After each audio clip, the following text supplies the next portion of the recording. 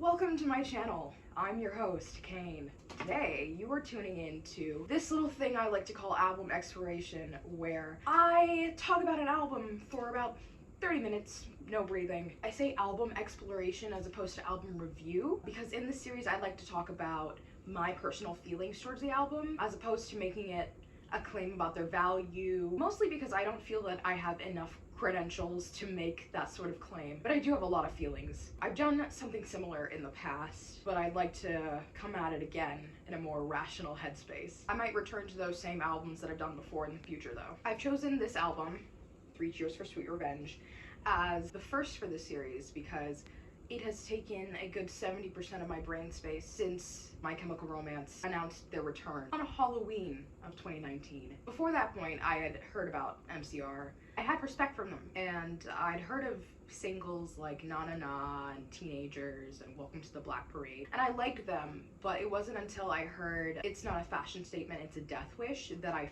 fully immersed myself into the brain rot that I'm in now. My Chemical Romance sophomore album, 3 Cheers for Sweet Revenge, loosely follows the plot of a woman, a man, and 1,000 evil men, being that a woman becomes a vampire, the man kills her to save her, and must kill 1,000 evil men to bring her soul back, the last one being himself. The couple is referred to as the Demolition Lovers, a title coming from a song off their last album, I Brought You My Bullets, You Brought Me Your Love. Revenge is the first of MCR's albums to have a loose storyline, but certainly not the last. This album and this era of MCR is truly iconic. The whole Revenge and Life on the Murder Scene tour is iconic. The image of the band and the red eyeshadow and the black hair and the red tie, it really brings the image of emo. When you think of emo, you think of Gerard Way. You think of specifically Revenge era Gerard Way. I think that the idea of revenge as a form of love is very interesting, and it makes for an interesting concept. Combining that with the music makes for just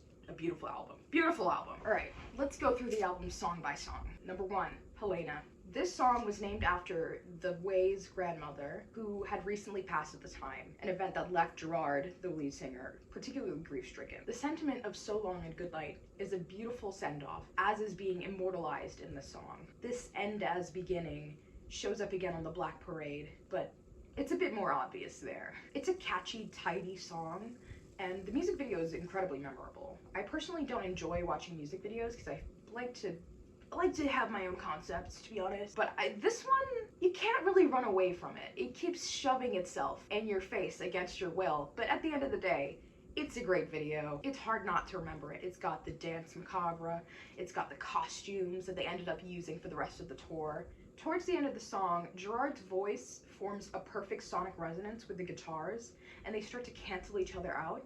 And I think that sort of tension is just really interesting and like fascinating to keep. I think that this song is a beautiful dedication and a great way to start the album. Number 2, Give 'Em Hell, Kid. The song is very high energy. It is the backing track to most of the promotional material for the Life on the Murder Scene tour and the documentary, if you could call it that, they ended up posting, which is here on YouTube. This is where the Life on the Murder Scene documentary gets its name. The washed out and fuzzy distorted vocals really add to the energy and the anger. It's angry, but it's fun.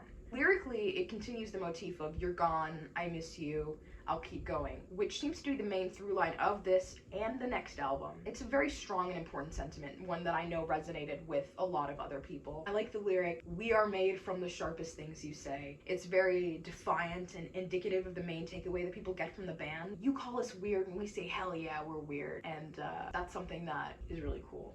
Number 3, To the End. The lyrics, would you marry me, would you bury me, would you carry me to the end, continues the trend of finding beauty in something like death, but also oaths and promises and love and revenge. You're gonna get a lot of revenge in the album titled 3 Cheers for Sweet Revenge. Who would have thought? The song is just very like fun to sing. I love songs that are fun to sing. If it's not fun to sing, then why are you singing it? I don't have much to say about this song because I kind of combine this one and the previous one in my head as like continuations of the same track, but it's not a bad song. I like to listen to it, so there you have it.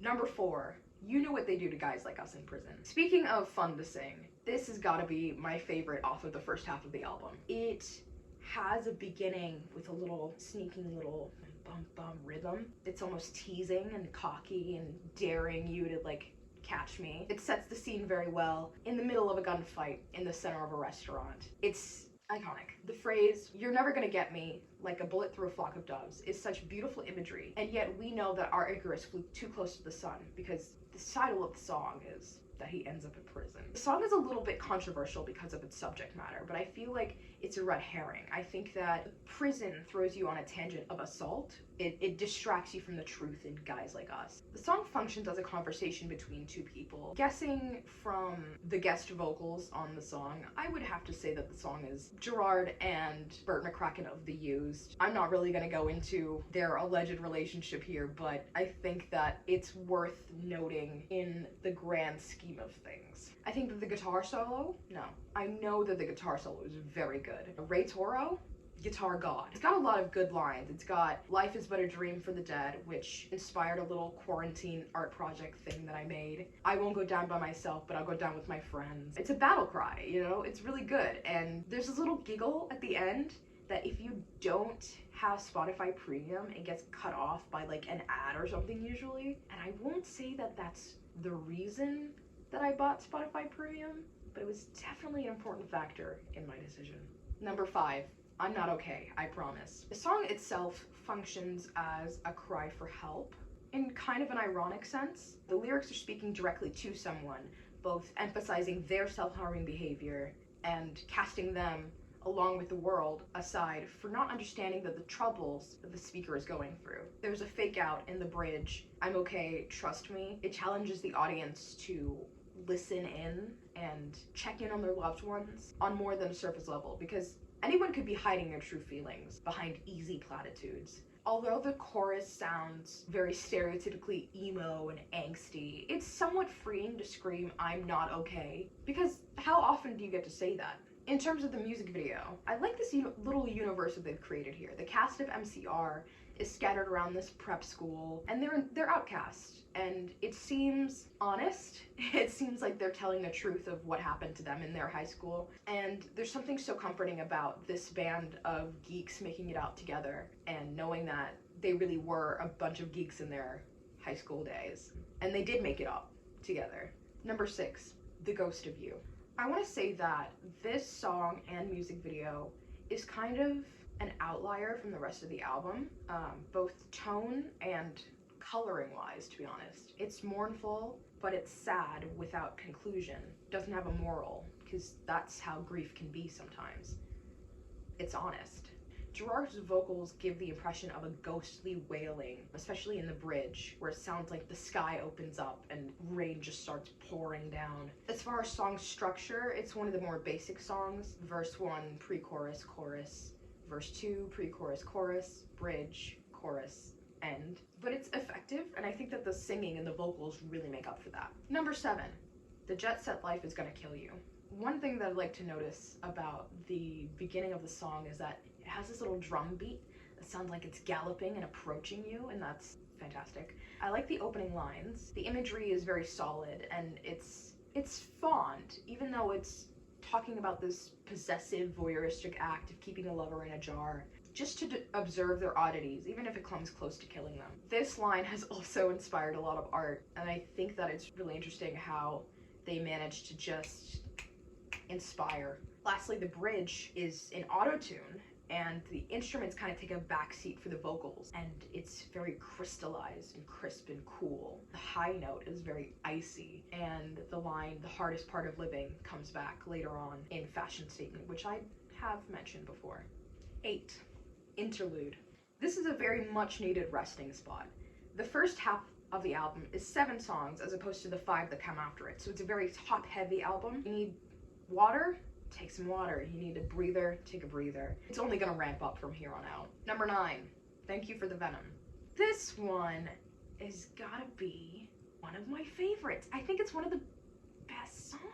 It provides an anthem to scream at the top of your lungs. It gives fire for the last embers of the furnace in your heart, forcing you to move onward. It's loud, it's brash, it's just what the doctor ordered. Watching the crowd scream this at the top of their lungs during the Shrine show at the reunion was healing. It was like they were saying, we've been waiting for you, we missed you, we remember what you taught us. And again, Ray Toro comes in with another killer guitar solo, which, by the way, he changed the key and still hit all the notes, which, I don't know if that's impressive, but that should be impressive, right? Number 10, Hang 'em High. It starts with a pained scream and a western tune and a little hint of whistling. The song functions as a callback, or kind of a prequel to Prison, what with guns blazing and a promise to carry on without your fallen partner. The main lyric, "Don't stop if I fall and don't look back, don't stop, bury me and fade to black," carries the imagery of Orpheus and Eurydice, which, if you squint, might be the central allegory for the entire story of the Demolition Lovers. I think it's interesting how many different aesthetics that this album has managed to cultivate, because who would have thought that they would have done Western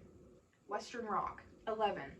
It's not a fashion statement, it's a death wish. As mentioned previously, this was the first song that really sucked me in and brought me to appreciate MCR. This is the song that I was listening to when the clock struck midnight and they announced the reunion, so obviously it's a personal favorite. This one has so many good lyrics. I'm coming back from the dead and I'm taking back the life you stole. I will avenge my ghost with every breath I take. This hole you put me in wasn't deep enough and I'm climbing out right now. You're running out of places to hide from me. The opening lyrics really do embody a sense of revenge. It's the only time that we really see it celebrated in the album. Obviously we have references here and there, but this is the only time you really get the full thing. The lyric, "But would you kill me in my sleep?" calls to an act of violence as an act of love, talks to the deed that he did to kill her, to save her.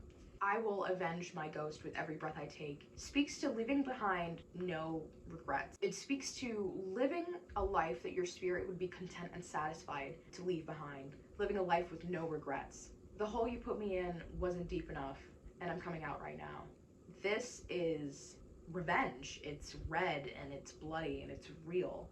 It's tangible here. The people that you've wronged coming back to haunt you. The woman, Eurydice, terrified, angry, back for blood. There are other lyrics. "Living was the hardest part. We'll one day be together. I lost my fear of falling," kind of giving a sense of finality and acceptance. Because in the story of the Demolition Lovers, we discuss the man's deed and what he did to bring her back, but we never discuss what are her feelings towards it. As you can see, I don't think she's too pleased about it. Number 12, Cemetery Drive. You're gonna hate me for this one. I don't have much to say about it. I do think that this is a no-skip album, because as a piece of work, it works together so beautifully all together. But if you were to have a skip, this might be one of them. Anyway, if it bothers you so much, go write your own thesis. Lucky number 13, I Never Told You What I Do for a Living. This is the last song in the album. It is the most plot-heavy song in the album. It details the man, our Orpheus's reluctance to do the job that he's been tasked with, his disdain, his hatred of that damn spot that won't come out of his sheets, no matter how many times he washes them. He feels dirty, he feels wrong, but he must carry out this task for his lover, to bring her back. Again, this shows violence as romance, which I think is a very interesting concept. At the end, he is the last evil man that he must take the life of to atone for his sins. The imagery and the story here is very clear to me, and it's something that makes me want to make an animated music video. We'll see if it happens. So as a whole, what is this album? I want to say that this album is a centerpiece of the early 2000s emo movement. If you want to do your homework, you should start right here. What with the lyrics, the aesthetics, the vocals, the masterfully played instruments, the message, everything. Everything here makes it a pillar of the emo movement. Personally, this album supported me like a crutch through my freshman year of college. It was something to throw myself into, something to wake up to, and becoming emo as a subculture became an identity for me to cling on to. And it's weird to say, but emo became sort of a replacement for gender, in that I wasn't a boy, I wasn't a girl, but by God was I emo. I wore it like a shield. It was something that I could pretend that people weren't looking at me because of the way I shrunk into myself. Not because of the bags under my eyes or my antisocial behavior, but because of my dark eyeliner and my bold clothes and my loud music. Suddenly, I was an outcast of my own volition. I had an army behind me. I was not okay, and that was okay. And things can be said about the not so subtle, dare you to ask way that Gerard Way has spoken about his own relationship with identity and queerness. He's got this sort of accidental androgyny, deliberate cross-dressing, vague but pointed lyrics. If you get it, you get it. This is art for, about, and from queer people. Along with other albums that I've used as a pillar, other albums that I will continue to look at in this series, it inspired a lot of art. And I made friends when the reunion was announced. Everybody who had ever liked MCR came out of the woodworks and celebrated, and I found so many people through that, and that was beautiful. So what is the point? The point is I like the album. While not as narratively cohesive as the next album, The Black Parade, it definitely does tell a story and hammers in a theme that, while spoken for the first time here, went on to become a central pillar of My Chemical Romance, carrying on. At every turn, it begs you to keep going. And I did, and so many other people did because of them, or with their help. Not only is the message something to write home about, but the rawness of the vocals and the innovative melodies and the mind-boggling guitar solos. What is not to love? People act as if albums have some sort of expiration date or deadline if they haven't been elevated to some sort of immortal godhood status by, like, Rolling Stones or something. Especially if it's under the emo umbrella or alternative music. You can't listen to it past a certain date. And not to sound incredibly cliche, but it's not a phase. I discovered this album for the first time and resonated with it 15 years after it was released. There are hidden gems that are just covered in dust. So I'm asking you to rediscover an album that you wore like a shield, and I promise it'll be worth it. It'll be worth the middle school flashbacks. Let me know what you found in the comments below. If you like this video, go ahead and give it a like. If you like it, subscribe, because I will be doing more of this in the future. And with that, I'm your host, Cane Sugar, and this was Album Exploration. Thanks for tuning in.